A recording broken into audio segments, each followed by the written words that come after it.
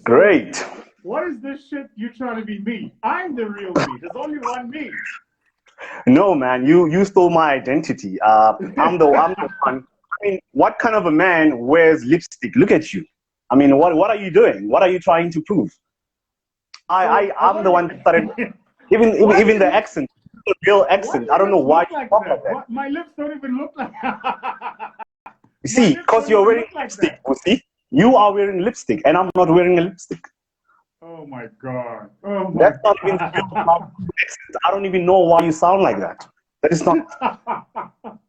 I don't know why and you do and that. this and this accent, where'd you get the accent from, brother? People want to know. The people want to know. Where'd you get the accent? So a lot of people don't know that I grew up in the Natal, right? And just because I'm Zulu, people think that I'm not supposed to sound like this, or it's weird the fact that I can speak English.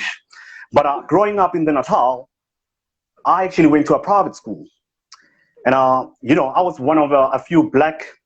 Do not laugh, Vusi, because this is not funny at all. It is not funny because tonight we're gonna address this issue. We're gonna address the issue of who's the real Vusi Thembekwayo. So, as I was saying, I grew up in the Natal, right? And I went to school with the whites, right? Not the whites, the whites, right? And obviously, being one of a few black kids in that school, I mean, I had no choice but to sound like them. That is why I sound like this, right? And I don't like the fact that you're mocking me because every time you wear lipstick and you want to twang, but it's not really a real twang. It's really frustrating. That's why I moved to the UK. I had to take my to the UK. I cannot take this anymore. I mean, I wanted to give you my legacy, let you run this thing. But one of the things that you upset me with is the fact that you don't even wear suits anymore, Vusi. Didn't you read our contract? We agreed that you're gonna wear suits. So nowadays you can give people seminars and webinars without any suits. It really, really upsets me because people call you Vusi Thembekwayo.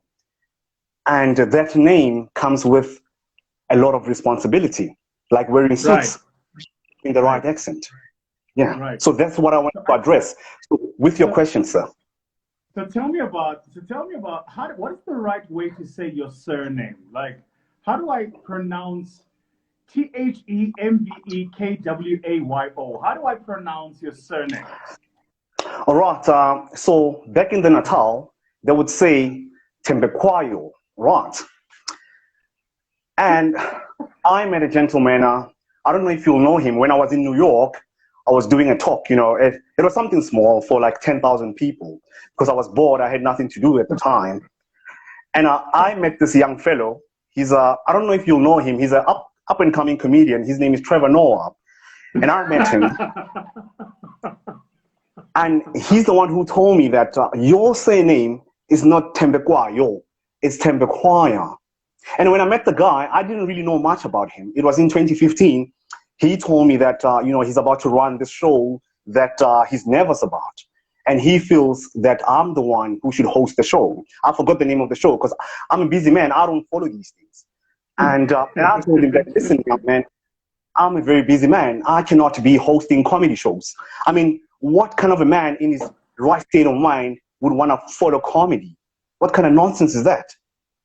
So from our conversation, he told me, because he's light skinned, so I had to believe him. He said, your saying is Thembekwayo. I mean, you cannot, Vusi, I cannot trust you. You cannot trust me. I mean, load shedding, we cannot, the lighter people are more convincing. So ever since then, my life has changed. He told me that, no, we say Thembekwayo, not Thembekwayo. I hope you get my drift. Wow, man. So, all right. So it's Thembekwayo, not Thembekwayo. Yeah. All right. Not at all, sir. Not at all, sir. Do not insult me like that. And you're always busy. What are you busy with? Like, you're always busy doing something. What are you busy with? A man in my caliber, I address important people like your Nkosazana Zuma and your president, Cyril Ramaphosa. A lot of people don't know that I was aware about the lockdown in 2018, June. While you were busy with webinars and seminars, we were discussing the lockdown.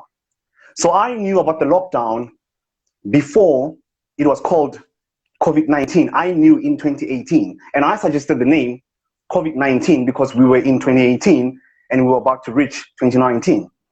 So these are the things that I understand. I do things like wine tasting and you know, signing people in record deals.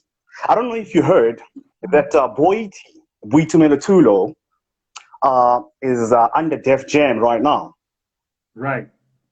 You wouldn't even guess whose power that was. Whose power was that, Doug? I'm the one that signed him. Let me tell you why. Nasty C is now under Def Jam. Right. And people did not believe that Nasty is the one that writes songs for Boiti. Right. So when Nasty C was about to leave for the States, Boiti was crying the whole time. I was not with her because my grandmother is a Sangoma, so, you know, Wi-Fi, they connect. So when Boiti was crying, I could catch the signals that somebody is crying. Then I called her, I asked her, Boiti, why are you crying? Like, what's the matter? And then she told me that, you know, my songwriter is leaving for the States. And I didn't even have to ask. And then I just did the things. And I was like, you know, Boiti, tomorrow, even though you only have 2 songs in your life, but I'm going to sign you under Def Jam. And that's exactly what happened. That's incredible, man. So tell me a bit about yourself. Like, how did you get into doing these seminars? Like, how did that happen? All right. And again, you know, it started back in the Natal. I was an A student, right? And, you know, I didn't have to attend school. I used to teach my English teachers English, right? And that's where the accent comes from. So I was so brilliant as a student that I decided that, you know what, there's nothing that I can do. There's nothing else that I can do. I should just teach people how to be entrepreneurs. And that's the one thing that I wanted to address. You like saying it's entrepreneur. No, Vusi, it's entrepreneur. Right, that's how you say entrepreneur. So I told people, entrepreneur, it's not at all. Entrepreneur. Entrepreneur. Right. You have to say it like that. Entrepreneur. You have to say it like that. So I decided that I'm going to dedicate my life to showing people how to become the best entrepreneurs.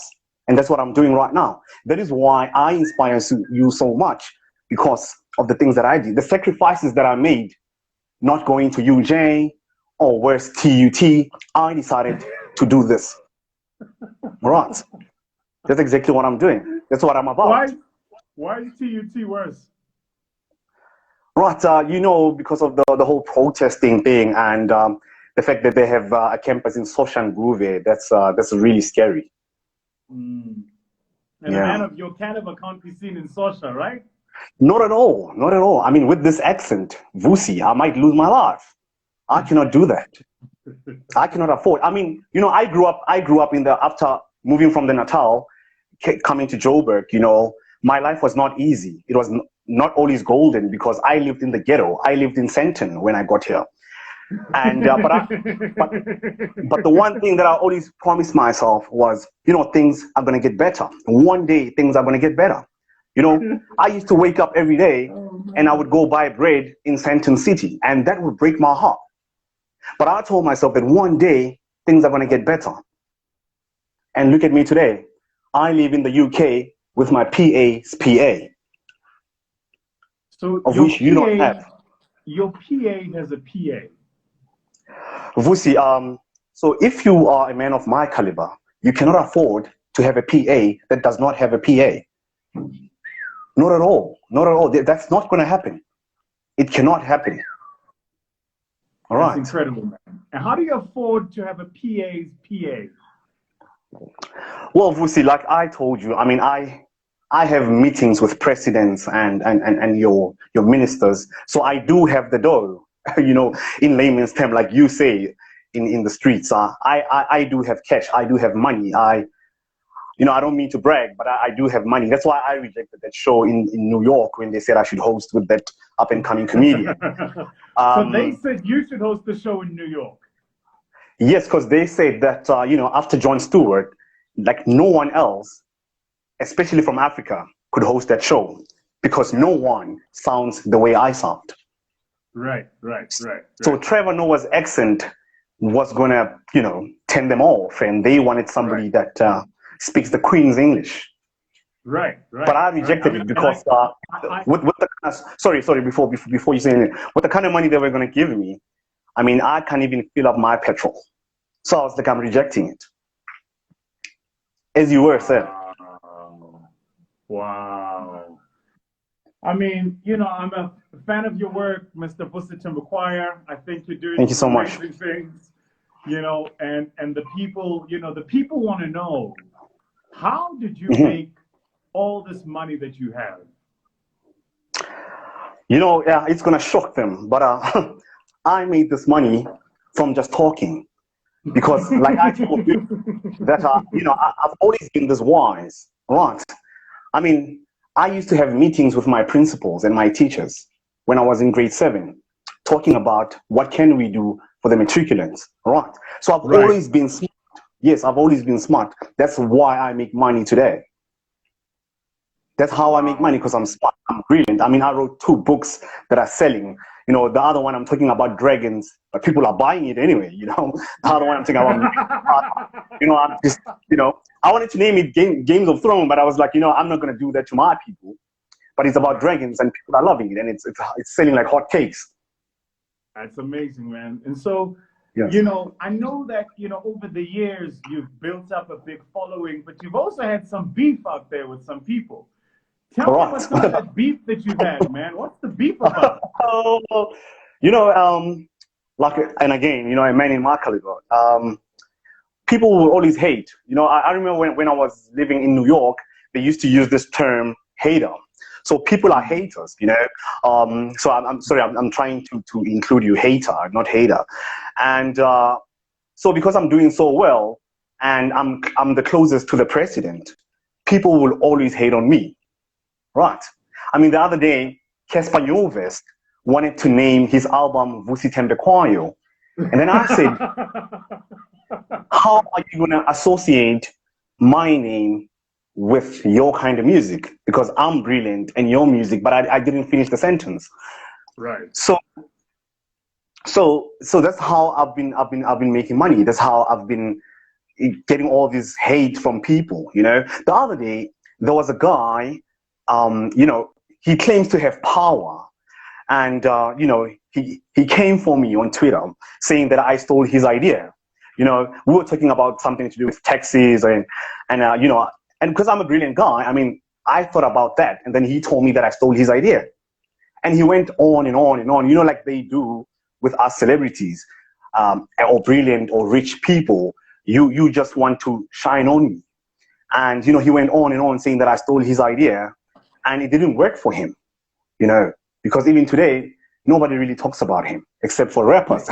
That's such an insult. I mean, if rappers had to talk about me, Vusi, I would take my own life, right? Like rappers, if But I hear my name on a rapper's name or on a rapper song, I'll take my life. I want to understand, because that guy that said you stole his idea, Yeah. if you stole his idea, then how come you've got 2 published books and he's got none? You know what? Because he's not a brilliant man. Like he's not a brilliant man at all. He's not a brilliant man at all. Like I said, he just wanted to be famous through me. He wanted to use my name to shine, right? And the one thing, I'm not supposed to say this, and but I'm going to say it anyway because I'm a powerful man. That gentleman cannot read, right? So you can imagine somebody who cannot read. No, you think that he writes his own tweets. Boiti does. Okay, Boiti is the one that writes. So he cannot read, nor can he write. So somebody like that cannot have a book, right? He cannot have a book. If next time he does something to me, and maybe you want to protect me because I'm your role model, just hit him with the book, and he'll collapse. I'm telling you, just hit him with the book, he'll collapse. So tell me about, I read a tweet that said that you owe SARS 20 million. Is that true? No, not at all, not at all, not at all. I mean, you know, there's no way. I mean, 20 million. I think I make 20 million in a day, and that's 20 million pounds, right? So these are people that just wanted to come after me, you know, because they are hating on me. They are haters, right? I mean, I sit with guys like Richard Maponya. So a guy like that taught me how to deal with millions, you know, how to deal with billions. So how can I make such a careless mistake? There's no way. I do not owe anyone anything, except for my wife. You know, I didn't finish paying Lobola, but, you know, that's besides the point. I'm going to do it because, you know, I'm still testing her, Vusi. I mean, I know you're going to get disappointed, but I'm married to an African lady, you know. Yeah, my parents almost disowned me for that, but, you know, I had to show them, you know, that we are all people, right? Just because she says category and I say category does not mean we cannot love each other, right? What does she say? Category, you know, she's category. That's what I'm saying. Right? Yeah. She, you know, she will tell me. Like sometimes she will just say, "Baby, when we do this, it will determine that our marriage." Then I say, "No, it's determined." You don't say determine Right. in my house. Right. You don't say determine Right. in my house. I'll kick you out. Right. Right. So Right. so just to answer your question, I do not owe anything. I do not owe anyone. I heard, I mean, this was just via the wire. You know, word on the street, on the like street. as always.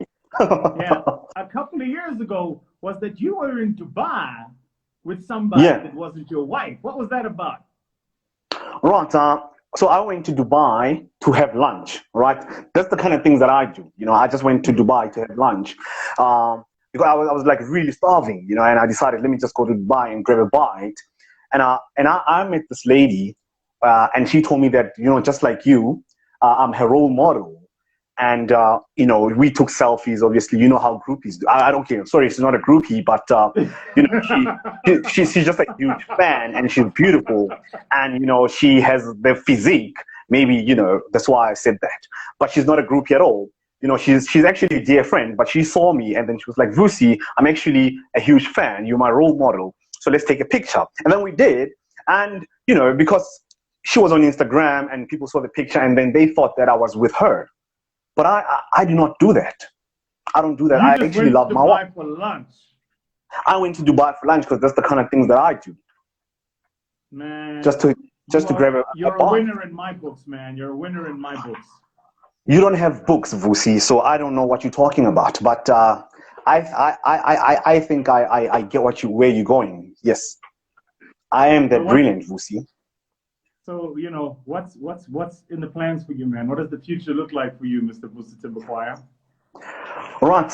So first things first, I'm trying to speak to Nkosazana Zuma that you know, she should you know, step this whole nonsense of not selling cigarettes, and because I do own a company of cigarettes, I wouldn't tell you the name because you know, I don't want to put myself out there and you know, talk about, you know, alcohol.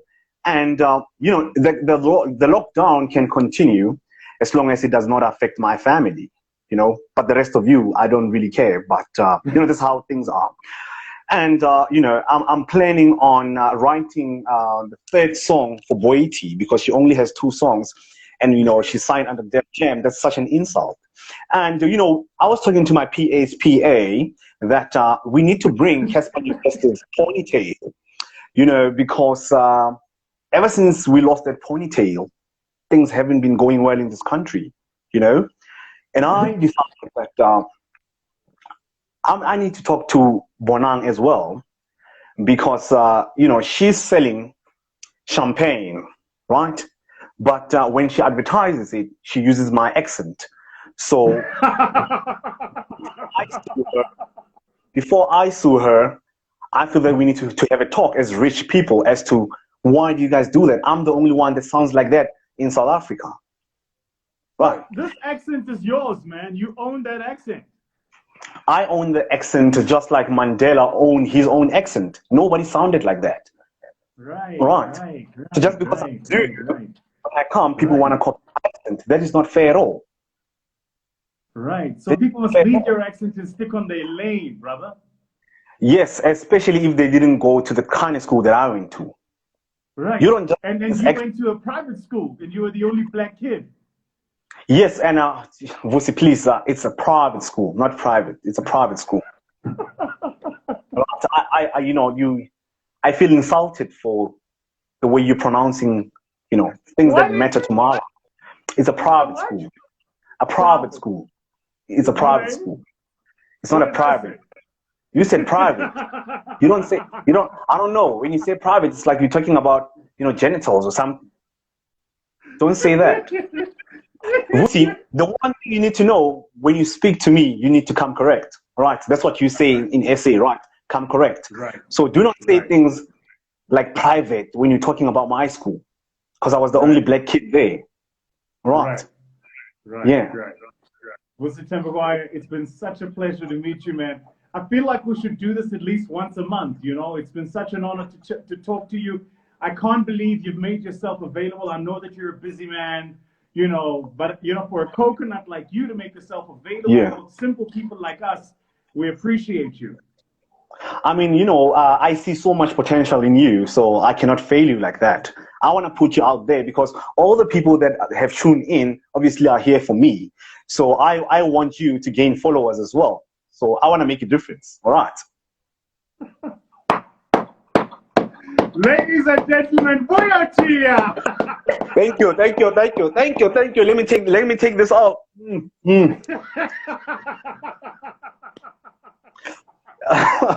Hi, Vusi, and hi to the people.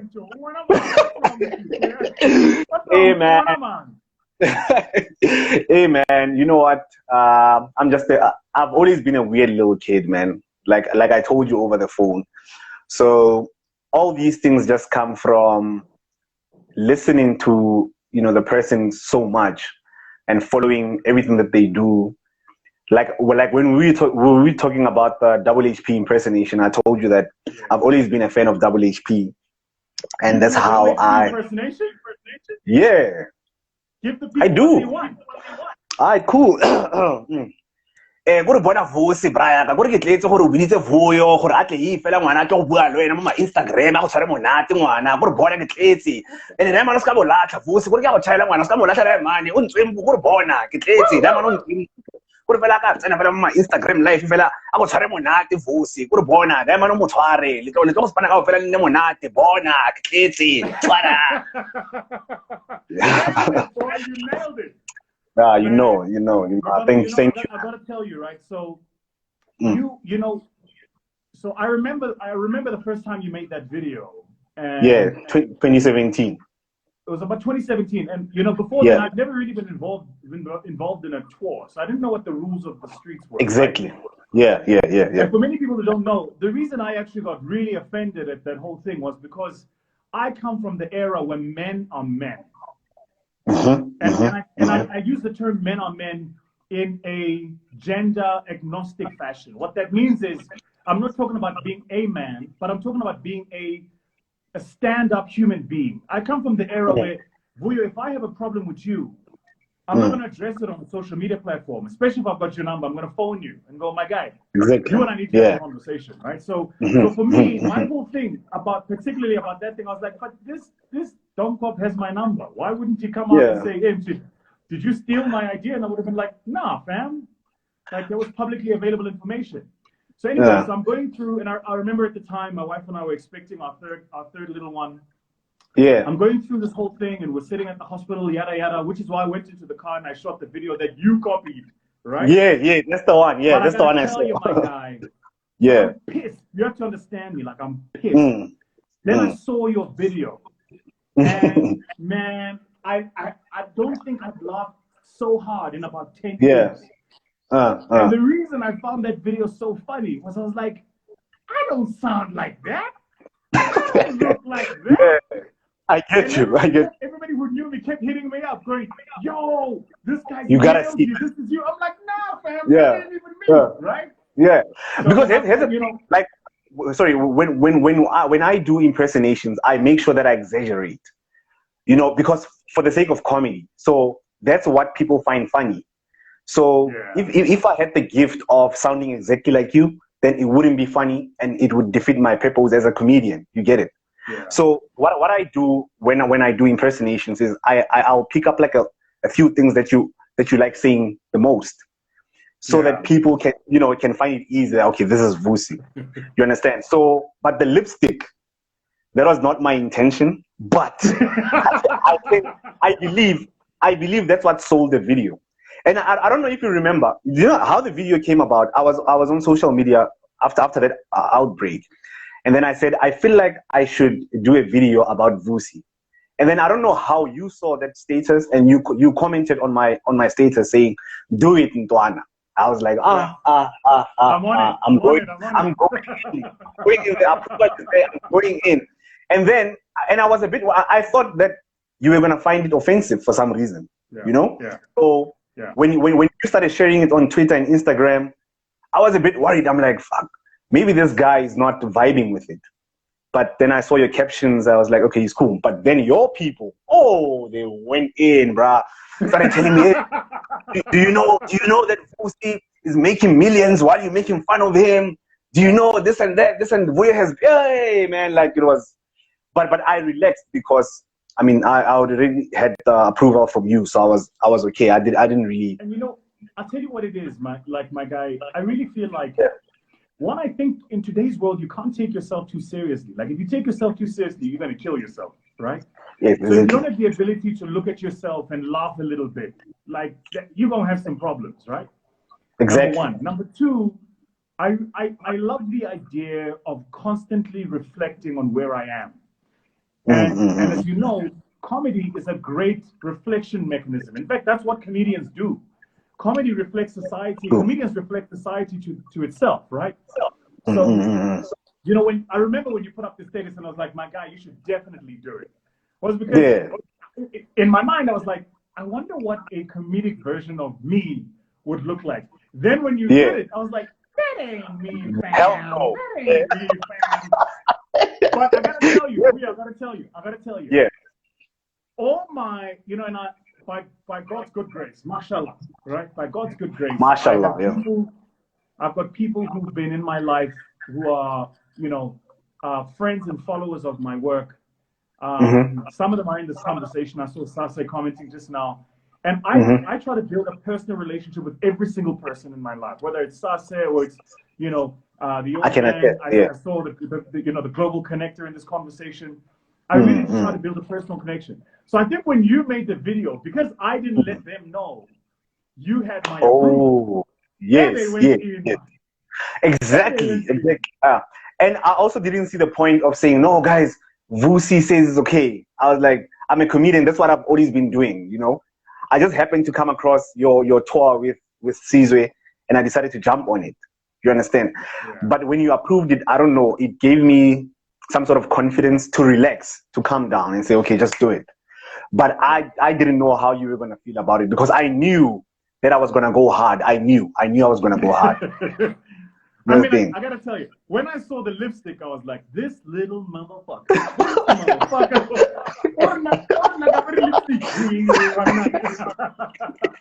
I was busy wondering, all these years, I was busy wondering, what do you make of the lipstick? Because I wondered if you knew what was the idea behind it. So I was like, because a lot of people were like, "What? So what's with the lips? This thing is funny, but tell us about the lips." And I never answered anyone. I was like, if you don't know, if you cannot tell, then.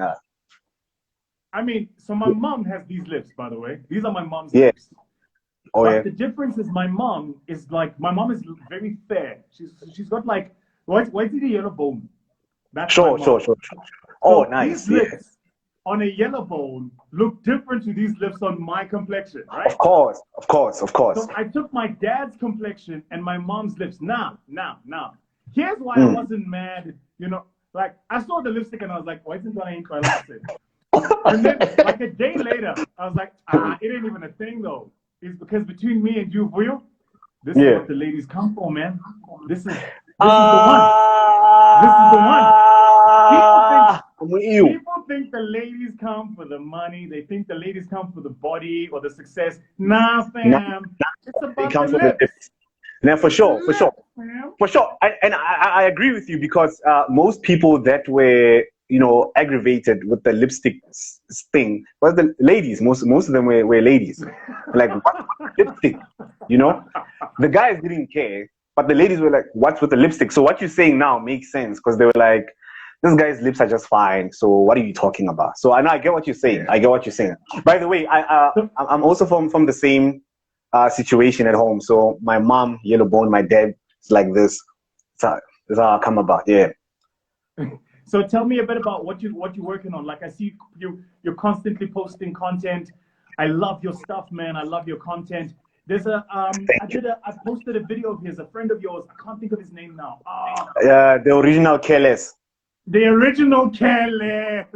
Yeah. Let me just say, before you say anything, yeah. let me, and I'm not even trying to jump on, you know, I'm not trying to ride your DICK right now. No, I get what you're saying. Yeah. I love, guys, to you, to the original Careless, and to, you know, I love this new group of comedians that you guys are, who just like, you're using social media to distribute your content. You're doing some incredibly funny stuff, you know, and then there's Tyson Goveni, who I post this stuff all the time. Always funny guy, really funny guy. Because I feel like, I'll tell you why. I feel like as South Africans, that's how we cope. If you think about South Africa, like every time something bad happens, we make a joke out of it. Adam Katsavelos goes on the beach and calls us kaffers, we make a joke out of it. Do you know what I mean? Like, yeah, there's challenges like for everything. Mechanism. I get you. I mean, you saw the video, you know, about when I call her Umama. When Umama said, you know, people can't smoke because if they smoke, they're sorry. Next thing, there's videos going around. I'm like, ooh, what a vibe! What a vibe! The internet. And you know what I like about the South African humor now, where we're going. It doesn't even take that long until they get you. You know, you have to mess up on TV, and after like an hour, somebody's gonna get you. Either there's gonna be a challenge, or somebody's gonna make a song with what you said. So I'm as a comedian, I'm excited for where South African humor is going. You know, because when I started out, I used to be worried to say South Africans are a bit sensitive, and it worries me because I know that when I come through, I come in deep. You know, so but nowadays I see South Africans are starting to loosen up. We make fun of everything. So, you know, it's good for me as a comedian to say, okay, you guys are cool with that, so let's do other things, you know? So what a time to be alive. Love it, my guy. I got to get back and do this little thing called work. But thank you so much for your time, my guy. Like, you're the one. I appreciate it, man. I appreciate it. Thank you so much, Vusi. Thank you so much for the opportunity. And shout out to everyone that tuned in. See you soon. See you soon. See you soon. See you soon. Absolutely, boy. Take it easy, Don. Have a great night. Cheers, boy. Yep.